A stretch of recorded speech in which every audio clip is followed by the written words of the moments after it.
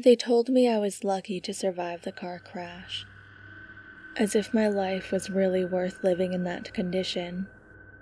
I was headed home from cheerleading practice that day.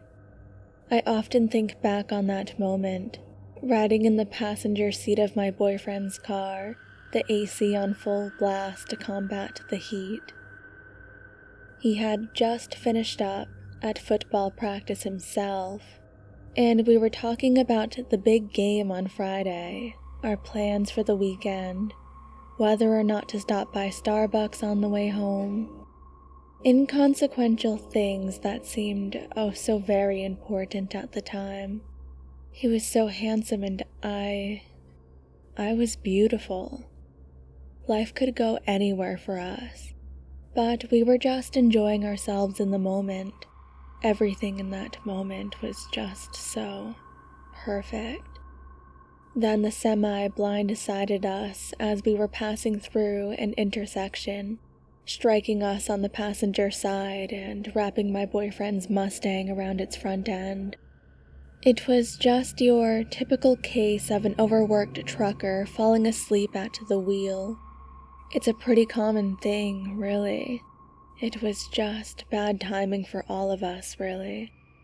If the trucker had dozed off on a different stretch of road, if his company had left enough time in his schedule for sleep, if my boyfriend had seen the semi coming, if he had taken a few more seconds after the light had turned green, if any of those things had happened, maybe things would have turned out differently.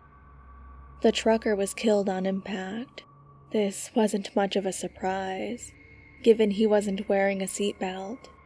My boyfriend, however, somehow managed to walk away from the crash with only a few cuts and bruises. The newspapers called it a miracle, so I hear, and perhaps it was. Not so much for me, though. My right arm and leg were damaged beyond repair, requiring them to be amputated just below the shoulder and hip. I suffered severe organ damage to the point where I lost one of my lungs and kidneys, and my liver and digestive system were barely functioning. In addition to that, I suffered severe third-degree burns in the fire following the crash. This resulted in extensive, severe body and facial disfigurement, to the point where I lost my nose and one of my ears and eyes. Despite the severity of my condition, I somehow managed to avoid any sort of major head trauma or brain damage. Frankly, at the time, I was hardly thankful for this, as it meant I was fully aware of the terrible condition my body was in. The days following the accident were a blur of pain and fear. I don't remember most of it. When I first regained awareness of myself, I was already in my hospital room, hooked up to all sorts of life support. I think I was supposed to be in some sort of medically induced coma, yet somehow I was completely aware. I couldn't move or look around, though, only being capable of listening to what was happening in my room with my now limited hearing. The plus side was that I was more or less numb to the pain of my injuries. It was during this time that I learned of the severity of my condition, mostly through the conversations the doctors and nurses had with my parents. The harsh reality of my situation, along with the anguished cries of my devastated parents, threw me into the cold, empty pits of despair.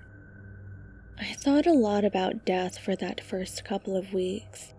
If living on meant continuing to exist in that horrid condition, then I figured I would be much better off just dying. I spent my days languishing in my despair, hoping for someone to just come along and end it. I prayed to be able to tell my mother, who sat quietly sobbing next to my bed most days, to just pull the plug already. Yet I couldn't even move, let alone speak. For me, living a life like that, trapped in the prison that was my broken body, was like my own personal hell. And then that day came. When I became aware of myself that morning, I found my hospital room to be uncharacteristically loud. I say became aware since, in the condition I was in, I didn't ever really wake up, per se. It was more so just passing between conscious and unconscious. Sometimes the two would even blend. I shook off the remnants of my latest nightmare, trying my best to discern what was going on around me. In doing so, I was surprised to find that I recognized most of the voices. They were classmates, friends, members of the football and cheerleading teams and otherwise. My guess was that they had come as a courtesy visit to their ailing classmate. I didn't appreciate the gesture. I didn't want them to see me like that, broken and bloody, an empty shell of my former self. It didn't matter that most of my wounds and scars were bandaged up. Under their piercing gazes, I felt like they could see every disgusting inch of me. If I could have moved in that moment, I would have bitten through my own tongue. Then I heard the voice that I had both dreaded and craved hearing the most, the voice of my boyfriend.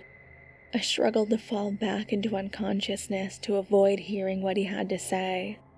My mind wouldn't cooperate, though, as I was too distressed by it all to manage it. I had dreaded this moment since I had learned what had happened to me. I knew what he would probably say, what I would probably say if I was in his position. I knew that he would probably leave me. I had figured it was more or less a given, considering the state I was in. I had accepted that, though that certainly didn't mean that I was eager to hear it. I would have much preferred a simple letter, or just never seeing or hearing from him again. Anything but this. I waited, my mind trembling in anticipation of the words I never wanted to hear. But they didn't come. Words came, but they weren't the words I was expecting. He professed his love for me in a way I had never quite imagined him capable of. He talked about how he intended to stay by me through all of this, not to anyone in particular, maybe to himself, maybe to me, but in a way that everybody heard. It felt almost like a scene from a play, but not in a particularly theatrical way, more natural than that. My heart ached and swelled with a more genuine love than I had ever felt. If you had perhaps asked me before this how I felt about my boyfriend, I wouldn't have been sure what to say. He was cute, and I liked being around him, but I wasn't sure if there was much of anything deeper than that. However, in that moment, I felt that I truly loved him. I felt hopeful for the first time in a long while. I felt like I might be able to make it. Some time passed. My classmates started to meander out one after the other. I didn't pay much of any attention to them, as I was much too focused on the presence of my boyfriend next to me. I thought that maybe I could feel his hand on mine. I wanted to grasp it so badly. I wanted to cry. Eventually, everyone left, and it was just the two of us. Or so I thought. That was nice. I wasn't expecting the voice.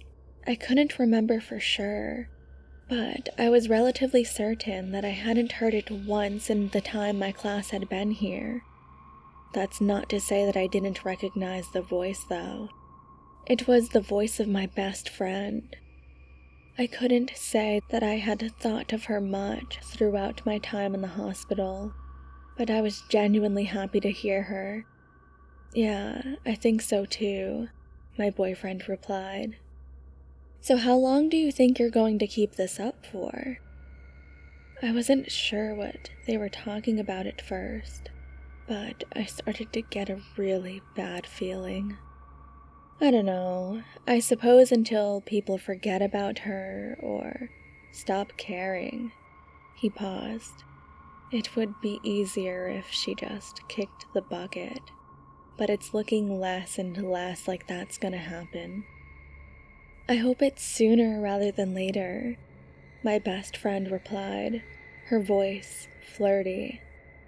I'm real tired of having to tiptoe around. We can't rush this. If it gets out that we're hooking up, it's not going to look good for either of us, especially this soon after the accident. Okay, she replied, her tone faux pouty. I was still reeling from all of this when I started hearing the familiar sound of two people making out. My boyfriend's hand wasn't anywhere near mine anymore. Perhaps it never was. There were muffled protests, followed by the distinct noise of lips separating. Let's not do this here. It makes me uncomfortable, she said. Why not? It's not like she can hear us, he replied. It's not that, she replied. Looking at her is just a real turn-off, you know.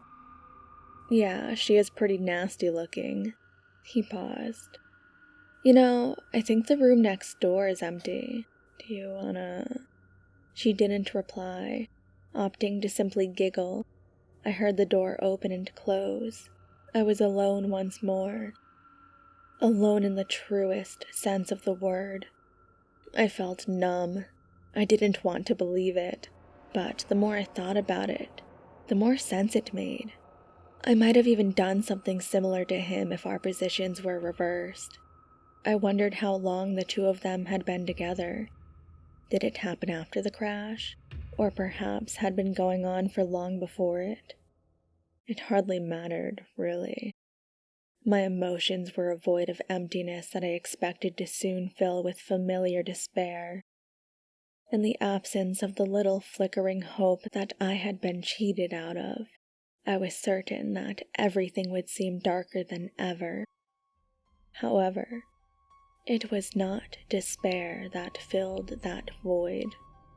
It was pure, unadulterated rage. Maybe in truth, I had no right to feel that way, but the feeling filled me all the same. I hated my boyfriend for giving me any semblance of hope for the future. I hated my best friend for stealing all of that away from me. I hated every single member of my class. I hated my parents for being pathetic and weak. I hated the doctors and nurses who failed to do anything more to help me. I hated the truck driver whose negligence had completely ruined my life. I hated every single person on this earth who would get to live a normal life while I struggled to even barely survive. I hated everyone. Well, now isn't this something? I was startled. I had thought the room was empty, and I most certainly didn't hear anyone come in. Perhaps I had dozed off or something. I didn't have much of a grasp on how much time had passed. I didn't recognize the man's voice. It made me uncomfortable. Not just because there was a complete stranger in my room. There was just something about the voice that simply bothered me. Oh, I'm sorry. How rude of me. My apologies. It just isn't every day that you come across a soul that despises the world so thoroughly. His words only served to confuse and unsettle me further. I felt a presence of sorts draw closer. I felt it more clearly than I had felt anything in my semi-conscious state. It felt foul, like stepping into a pit of slugs with your bare feet, or the squirming of maggots beneath skin. It was so distinct, there was almost a color to the presence, a strange purplish red.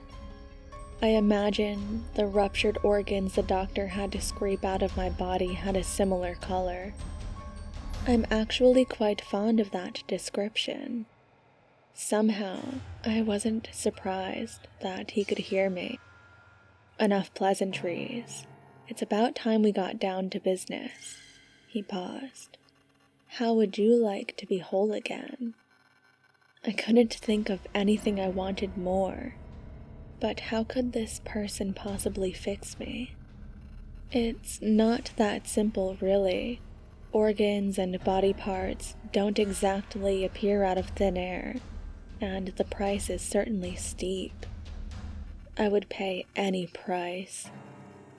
Yes, I think we can work something out. I could almost hear him grin. I truly think I was visited by an angel that day.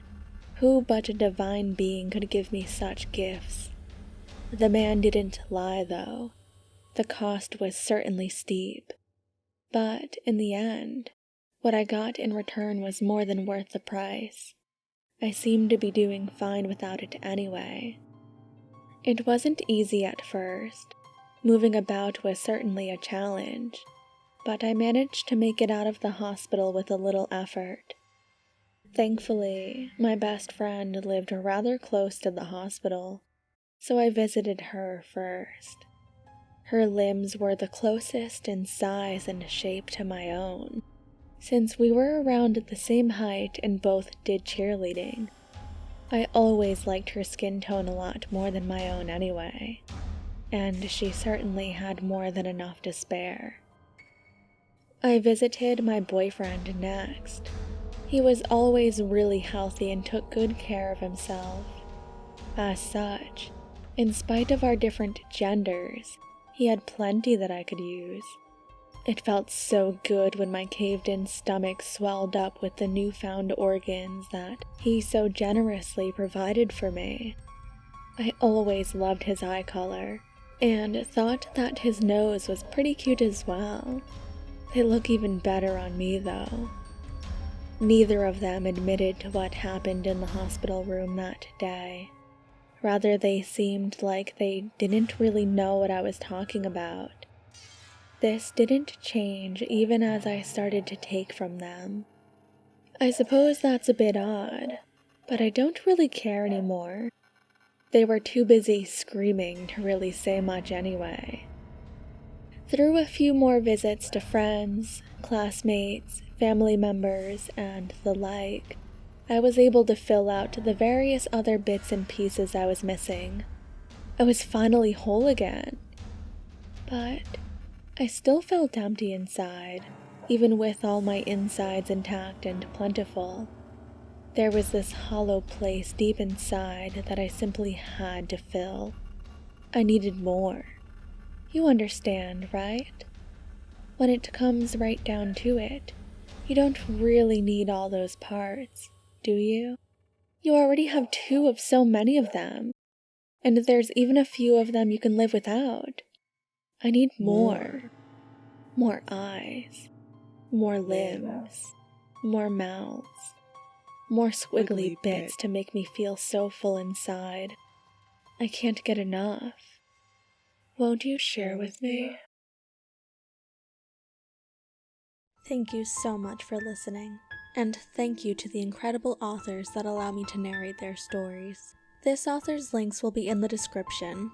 Feel free to send me your own scary story at the email on the screen. And until next time, sleep tight.